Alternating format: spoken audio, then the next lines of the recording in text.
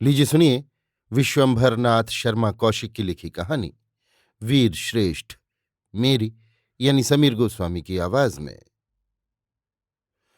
ग्रीष्म ऋतु थी। ज्येष्ठ मास था। गर्म वायु शीतल हो चली थी। रंजीतपुर ग्राम के ढोर गांव की ओर लौट रहे थे। उसी समय में एक चौपाल के आगे चारपाई पर एक अर्धवयस्क व्यक्ति बैठा हुआ हुक्का गुड़गुड़ा रहा था। ये व्यक्ति दीर्घकाय तथा पुष्ट अंग था। मुखमंडल पर खुले वायुमंडल में रहने के कारण सुर्खी थी। नेत्र बड़े बड़े और कुछ उथले हुए थे। मूछें बड़ी बड़ी और ऊपर को चढ़ी हुई थी। उसमें इधर उधर चमकने वाले श्वेत बाल यौवन की विदा और वृद्धापा के आगमन की सूचना दे रहे थे। ये व्यक्ति हुक्का पीता जाता था और अपने ही आप मुस्कुरा रहा था। उसी समय एक नवयुवक उसके पास आया और बोला, चाचा पांव छुई। वो व्यक्ति बोला, जीते रहो बेटा, आओ बैठो। युवक चारपाई के पैताने की ओर बैठ गया। थोड़ी देर तक युवक चुपचाप बैठा रहा। वो व्यक्ति भी मौन धारण किए हुए हुक्का पीता रहा। हठात उस व्यक्ति ने युवक से पूछा, कहो बबुआ, कहाँ से आ रहे हो? युवक ने उत्तर दिया, आ तो घर ही से रहा हूं। अभी ढोरों को चारा पानी देकर छुट्टी पाई थी। जी में आया जरा चाचा के पास चले। उस व्यक्ति ने पूछा, गांव के क्या समाचार हैं? युवक, समाचार अच्छे हैं। आप पर चढ़ाई करने की सलाहें हो रही हैं। वो व्यक्ति मुस्कुराया, परंतु उसने मुख से कुछ नहीं कहा। युवक, आज सवेरे सुंदर सिंह कह रहे थे कि जो मेरा नाम सुंदर सिंह है तो मैं उजागर सिंह के हाथ पैर तोड़ के छोड़ूंगा। वो व्यक्ति जिसका नाम उजागर सिंह था पुनः मुस्कुराकर बोला, बड़ी बात है, सुंदर सिंह में इतनी हिम्मत तो हुई। युवक, हाँ, सो मैंने सोचा कि चलो उजागर चाचा को सचेत कर दूं। उजागर सिंह बोला, बेटा की बात है। अरे मुझे सचेत करना ना करना दोनों एक है। मैं तो सदा एक सा रहता हूं। मुझे क्या, चाहे जिस दिन आ जाए, मैं हर समय तैयार हूं। मुझे तो बड़ी प्रसन्नता है कि सुंदर सिंह में कुछ गर्मी तो है। ठाकरों को ऐसा ही होना चाहिए। जो ऐसा ना हो वो ठाकुर ही नहीं। युवक आश्चर्यान्वित होकर बोला, चाचा आप तो सुंदर सिंह की प्रशंसा करते हैं। उजागर सिंह ने कहा, हाँ, मैं निस्संदेह प्रशंसा करता हूं। जो प्रशंसा की बात होगी उसकी सदा प्रशंसा करूंगा। सुंदर सिंह ठाकरों की सी बात करता है, इसलिए मैं उसकी प्रशंसा करता हूं। बेटा, ठाकुर ऐसे ही होते हैं। ठाकुर कभी किसी से दब कर बात नहीं करता। और बेटा बच्चन सिंह, तुझसे भी मैं यही कहूंगा कि कभी किसी से दबकर बात न करना। वैसे जो बात अच्छी और सच्ची हो वही करना, पर बात आ पड़ने पर कभी किसी से न दबना। सच्चे क्षत्रिय का यही धर्म है। गांव में बड़े बड़े अकड़बाज और लट्ठधारी हैं, पर आज तक किसी ने मेरे लिए ऐसी बात नहीं कही। पर सुंदर सिंह ऐसा कहता है, बड़ी हिम्मत का काम है। बच्चन सिंह ने कहा, खैर, मैंने आपको जता दिया, अब आप जाने आपका काम। उजागर सिंह, तूने बड़ा अच्छा किया। मैं जानता हूं तू मुझसे स्नेह रखता है, पर यदि तू मुझसे ना भी कहता तो तब भी मेरी कोई हानि नहीं थी। मेरा कोई कुछ बना बिगाड़ नहीं सकता। दूसरे, मैं तो हर समय मरने पर कमर कसे रहता हूं। किसी सच्चे क्षत्रिय के हाथों मेरी मौत हो जाए तो इससे बढ़कर और क्या बात है। क्षत्रिय युद्ध में ही मरते हैं, चारपाई पर कभी नहीं मरता। बेटा, ये पहले की बातें जाती रहीं। अब न क्षत्रिय रहे और न क्षत्रियपन। सब एक ही घाट पानी पीते हैं। बच्चन सिंह बोला, हाँ चाचा, ये तो आप ठीक ही कहते हैं। उसी समय एक और व्यक्ति आ गया। उसे देखकर उजागर सिंह बोला, आओ भाई बसंत सिंह, बैठो। बसंत सिंह भी उजागर सिंह का समवयस्क था। वो उसी चारपाई की एक कोने में बैठ गया। बसंत सिंह के सामने हुक्का खिसकाकर उजागर सिंह ने कहा, ल्यो पियो। बसंत सिंह ने हुक्का ठीक करके पीना आरंभ किया। 2-3 कश लेने के पश्चात उसने पूछा, काहे उजागर भाई, क्या बातें हो रही थी? उजागर सिंह, कुछ नहीं भैया, ये ही गांव गली की बातचीत हो रही थी। सुंदर सिंह हमें मारने कहते हैं। बसंत सिंह ने हुक्के की नली छोड़ दी और उजागर सिंह की ओर देखकर कहा, कौन, सुंदर सिंह? उजागर सिंह, हाँ, सुंदर सिंह। बसंत सिंह, अरे उसकी ऐसी तैसी, उसकी इतनी हिम्मत कब से हुई? जिस दिन कहो घर के भीतर घुस के मारूं। भैया के हुक्म भर की देर है। अभी कल नंगे घूमते थे, आज 30 मार खा हो गए। उजागर सिंह ने मुस्कुराकर कहा, तो भैया इसमें हरज क्या है? ये तो खुशी की बात है कि हमारे लड़के ऐसे उठ रहे हैं। लड़कों का हौसला है, होने दो। उनके हौसले को पस्त नहीं करना चाहिए। जब मारने आवेगा तब देखा जाएगा। बसंत सिंह, अरे भैया, तुम्हें साला क्या खाकर मारेगा? तुम एक लब पर मार दो तो बुखार आ जाए। तुम्हें मारेगा। बाप न मारी पिड़की, बेटा तीरंदाज। उजागर सिंह, भाई मैं उसकी इस बात पर मुग्ध हूं। उसकी इतनी हिम्मत तो है।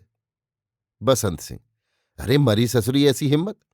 बड़े छोटे का भी तो ध्यान रखा जाता है। अभी मुंह से दूध की गंध नहीं गई और बड़ों बूढ़ों के मुंह चढ़ने लगा। अभी कान पकड़ के दो तमाचे मार दूं तो रोता हुआ घर जाए। बातें ऐसी करता है। इस अवसर पर बच्चन सिंह बोल उठा, बसंत चाचा, सो डॉल नहीं है। कान पकड़कर तमाचे मारना खेल नहीं है। वो भी बड़ा हथछूट है।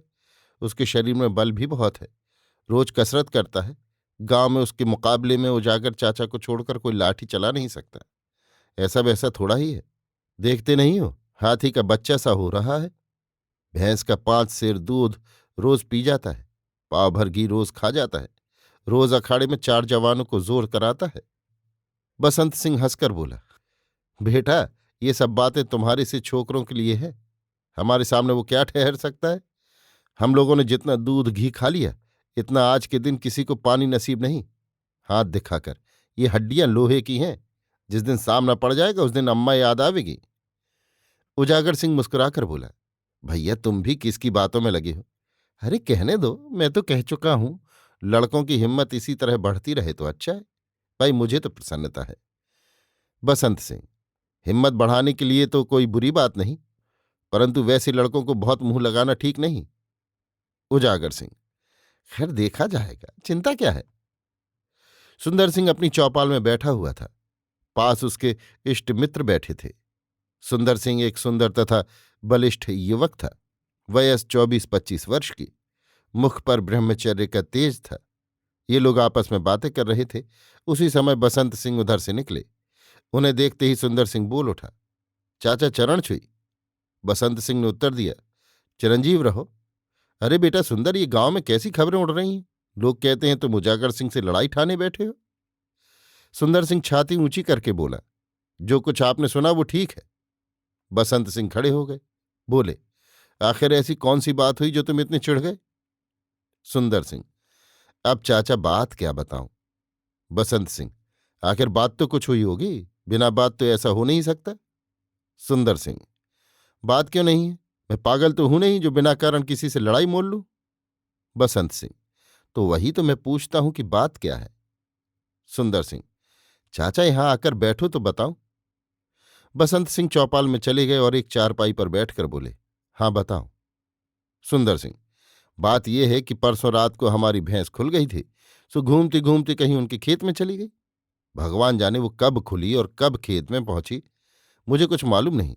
मैं भोजन करके उठा था। उसी समय एक आदमी ने आकर कहा, तुम्हारी भैंस उजागर सिंह के खेत में घुस गई थी, सो उन्होंने कांजी हौस भिजवा दी। पहले तो मुझे इस बात पर विश्वास नहीं हुआ। मैंने खबर लाने वाले से कहा, उजागर चाचा तो ऐसा करेंगे नहीं, किसी और ने भिजवा दी होगी। उस आदमी ने कहा, नहीं भैया, खास उजागर सिंह ने ऐसा किया। जब उनके आदमियों ने भैंस पकड़ी तो उन्होंने पूछा, सुंदर सिंह की मालूम होती है। इतना सुनते ही पहले तो वो कुछ देर तक सोचते रहे, फिर बोले, किसी की हो, जाओ कांजी हौस ले जाओ। सो चाचा भैंस उसी समय कांजी हौस भेज दी गई। मैंने जो ये सुना तो मुझे बड़ा बुरा लगा। मैंने कहा, अव्वल तो कांजी हौस भेजने का काम क्या था? जानवर सभी के पास हैं और सभी के कभी कभी खुल जाते हैं और जिस खेत में चाहते हैं घुस जाते हैं। जो सब इसी तरह कांजी हौस भेजने लगे तो काम कैसे चले? कई दफे खास उनके जानवर हमारे खेत में चर गए, पर हमने चूं नहीं की। चुपचाप पकड़कर उनके खूंटे में बांधाए। खैर मैं उसी समय उजागर चाचा के पास पहुंचा। मैंने उनसे बड़ी नम्रता से कहा, उजागर चाचा, हमारी भैंस आपने कांजी हौस क्यों भिजवा दी? परंतु उजागर चाचा उस समय 7वें आसमान पर थे। बात क्या कही, मानो काटने दौड़े। बोले, भिजवा ना दें तो क्या करें, अपना खेत चरवा डालें। और मैं क्या जानूं किसकी भैंस थी? कुछ तुम्हारा उस पर नाम तो लिखा नहीं था। और अब तो मैंने सोच लिया है कि किसी को रियायत न करूंगा, चाहे जो हो और चाहे जिसका जानवर हो। अपने खेत के पास भी पा जाऊंगा तो कांजी हाउस भिजवा दूंगा। सालों ने नाक में दम कर रखा है। घर में बांध कर खिलाया नहीं जाता, रात में खेत चरने को छोड़ देते हैं। अब चराने का मजा मिलेगा। मेरे मुंह से निकला, चाचा ये मल्लाही तो ठीक नहीं, ये तो दुनिया जानती है कि भैंस मेरी है। आपको ऐसा नहीं करना चाहिए था। आपके भी जानवर हैं और वे भी कभी कभी खुल जाते हैं। बस चाचा, मेरा इतना कहना था कि उजागर चाचा जामे से बाहर हो गए, कड़क कर बोले, मेरे जानवर किसी गाली दी कि खेत में जावें तो उसका जो जी चाहे सो करे, चाहे कौजी हाथ भेजे चाहे कसाई को दे दे, और मैं भी अब ऐसा ही करूंगा। भाई अच्छी धांधली मचा रखी है, खेत का खेत चरावे और ऊपर से उपदेश देने आवे। कल का लौंडा चला वहां से, बड़ा कहीं का लाल बुझक्कड़ बनकर। इतना सुनकर चाचा मुझे भी क्रोध आ गया। तुम जानो, हम भी आध सेर आटा खाते हैं, हमारे शरीर में भी खून है। मैंने कहा, आप इतना जामे से बाहर क्यों हुए जाते हैं? मैं तो चाचा चाचा कह रहा हूं और आप सिर पर ही चढ़े बैठते हैं। आखिर आपने समझ क्या रखा है? जब तक चाचा कहता हूं तभी तक खैर है। जिस दिन सामने खड़ा हो गया उस दिन छठी का दूध याद आ जाएगा। और देखूं आप कैसे मेरे जानवर कौजी हाउस भेजते हैं। मेरे जानवर रोज खुलेंगे और जहां चाहेंगे चरेंगे। जिसमें हिम्मत हो कौजी हाउस भेजे, पर कौजी हाउस भेजने के पहले सिर पर लोहे का तवा भी जड़वा ले। इतना सुनते ही उजागर चाचा बाहर निकल आए और आते ही एक तमाचा मेरे मुंह पर मारा। क्या कहूं चाचा, मेरी जगह दूसरा होता तो चक्कर खाकर गिर जाता। मेरी भी आंखों तले अंधेरा छा गया। मेरे पास उस समय कोई लाठी डंडा नहीं, जल्दी में खाली हाथ ही चल दिया था, इसलिए मैंने उस समय लड़ना ठीक न समझा। इतना मैंने जरूर कहा, चाचा तुमने मुझे बेकसूर मारा है, इसका बदला मैं जरूर लूंगा। जो ना लूं तो ठाकुर से नहीं, चमार से पैदा समझना। इस पर वो बोले, तू चमार, तेरी 7 पीढ़ी चमार, तू ठाकुर कब से हुआ? मैंने इसका कोई जवाब नहीं दिया, चुपचाप घर चला आया। सो चाचा, अब तो मैं कसम खा चुका हूं कि तमाचे का बदला जरूर लूंगा, चाहे इधर की दुनिया उधर हो जाए। इतना सुनकर बसंत सिंह सर हिलाकर बोले, उजागर भाई ने गलती की जो ऐसा किया, उन्हें ऐसा नहीं करना चाहिए था।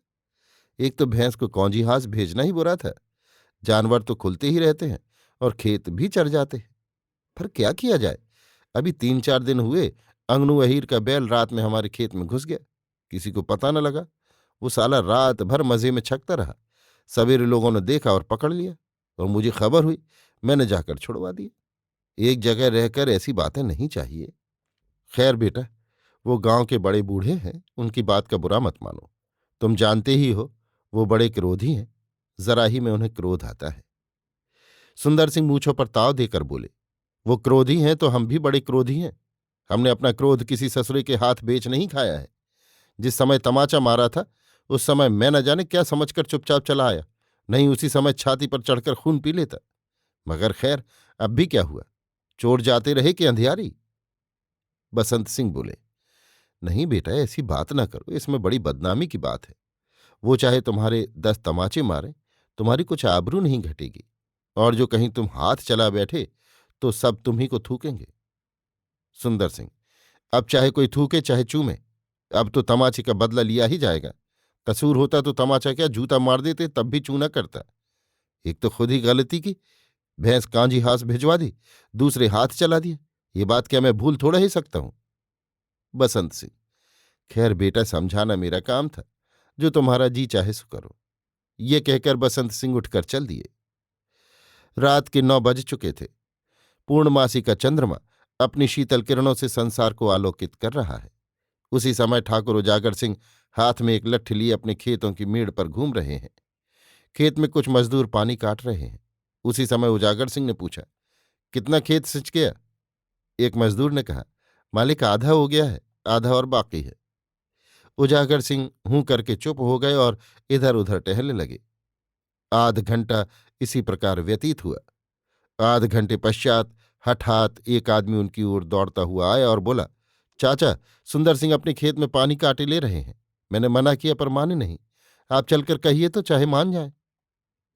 ये सुनते ही उजागर सिंह कुछ मुस्कुरा कर बोले, इस लौंडे की हिम्मत बहुत बढ़ती जाती है। अच्छा चलो। ये कहकर उजागर सिंह उस आदमी के साथ हो लिए। थोड़ी दूर चलकर सुंदर सिंह के खेतों के पास पहुंच गए। सुंदर सिंह खड़ा कह रहा था, काट लो पानी, कुछ परवाह नहीं, जो होगा देखा जाएगा। उजागर सिंह सुंदर सिंह के सामने पहुंचे और बोले, क्यों सुंदर सिंह, क्या बात है? जब हमारे खेतों में पानी जा रहा है तो तुमने क्यों अपने खेतों में काट लिया?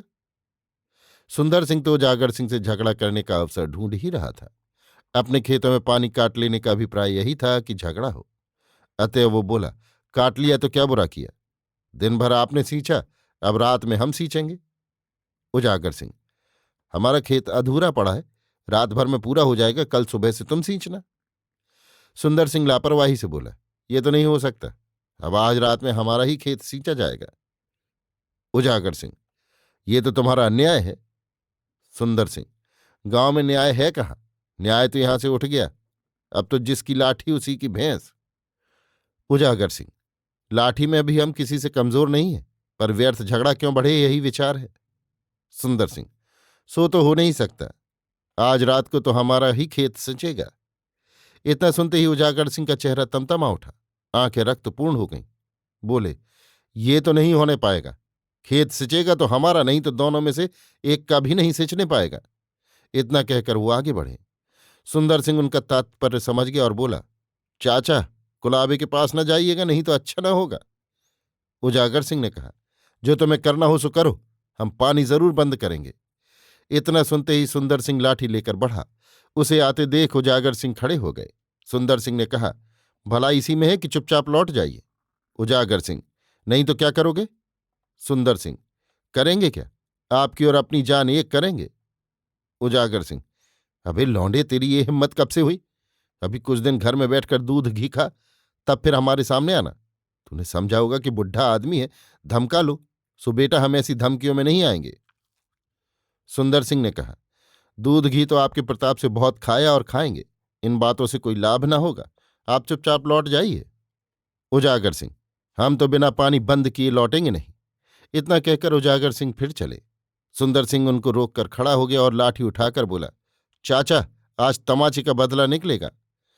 उजागर सिंह कुछ क्षणों तक चुप खड़े उसका मुंह ताकते रहे, तत्पश्चात बोले, कुछ तमाचे और खा ले, फिर तमाचे का बदला लेना। ये कहकर उन्होंने लाठी फेंक दी और ये कहते हुए आगे बढ़े, तेरे जैसे लौंडे के सामने मैं क्या लाठी हाथ में लूं? कहा, मान जा, रास्ता छोड़ दे। परंतु सुंदर सिंह टस से मस न हुआ। ये देखकर उजागर सिंह आगे बढ़े और उन्होंने सुंदर सिंह का गला पकड़कर उसे एक धक्का दे दिया।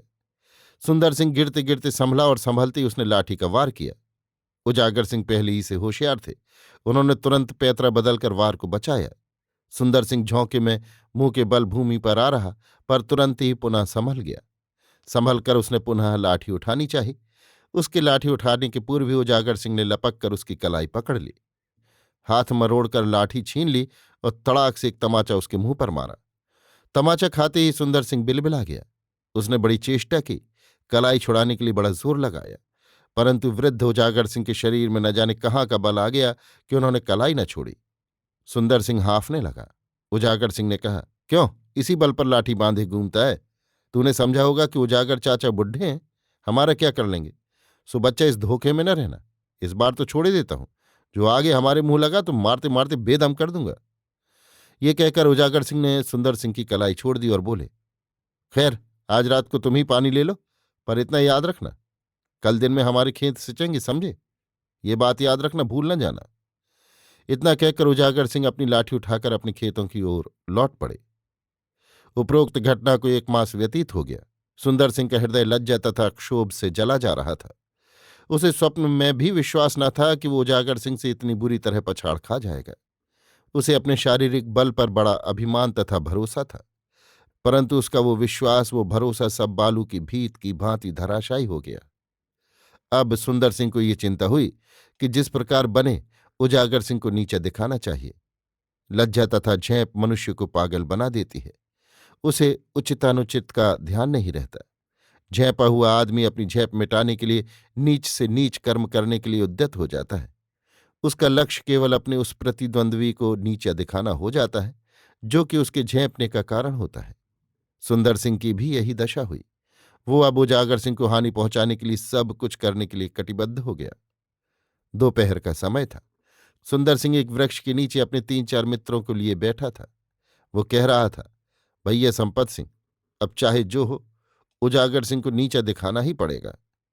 संपत सिंह बोला, भैया जरा टेढ़ी खीर है, उजागर ऐसे वैसे आदमी नहीं है। गांव भर के जवानों में तुम ही सबसे तगड़े हो। जब उन्होंने तुम्हें कुछ नहीं समझा, तब दूसरों की क्या हिम्मत है जो उनके सामने ठहर सके? सुंदर सिंह, नहीं भैया, मैं अकेले सामना करने की बात नहीं कहता। मैं तो चाहता हूं कि उन्हें नीचा दिखाऊं, चाहे इसे एक आदमी करे चाहे 3-4 आदमी मिलकर करें। दूसरा साथी बोला, 3-4 आदमी मिलकर? ये तो कायरपने का काम है। सुंदर सिंह, इस समय मेरे सामने नीति शास्त्र तो बखारो नहीं। जो मैं कहता हूं उसकी युक्ति सोचो और देखो। जो इस मामले में तुम लोगों ने मेरा साथ न दिया तो जन्म भर के लिए तुम लोगों से दुश्मनी हो जाएगी। तीसरा बोला, यार सुंदर, ये बात तुम्हारी बेजा है। तुम अपने साथ हमें भी डुबोने की बातें कर रहे हो। सुंदर सिंह, इसमें डुबोने की बात क्या है? हमारे दोस्त हो तो हमारा साथ दो। संपत सिंह, कल तक तो तुम उन्हें चाचा कहते थे और आज उन्हें पीटने की तरकीबें सोच रहे हो, ये कैसी बात है? सुंदर सिंह, जब तक चाचा थे तब तक थे।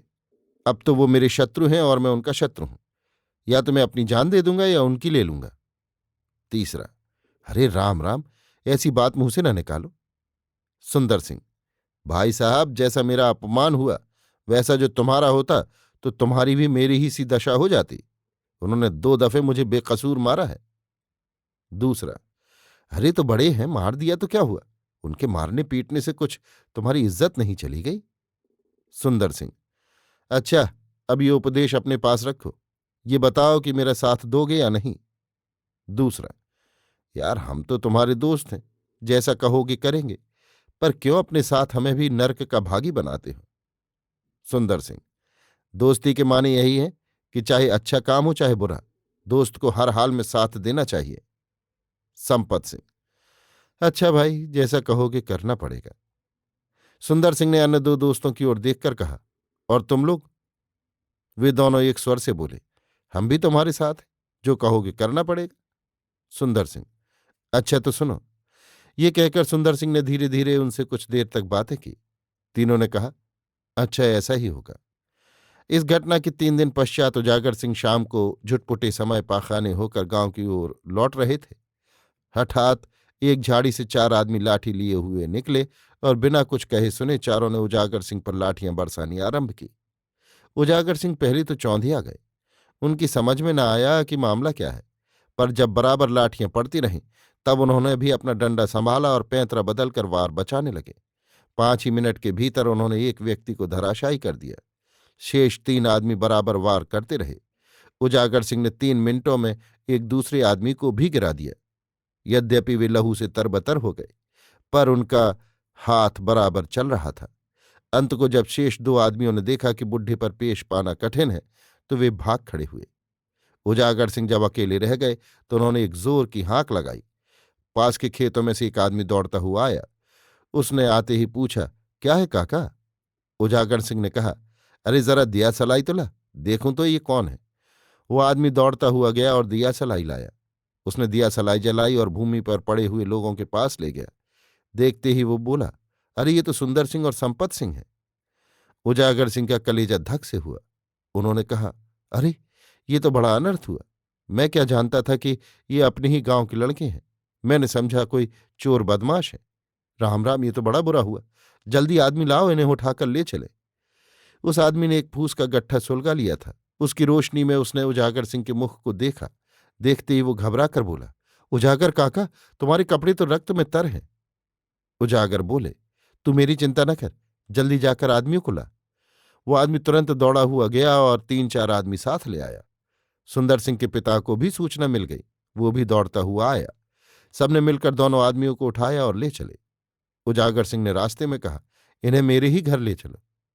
दोनों आदमी उजागर सिंह के घर पहुंचाए गए।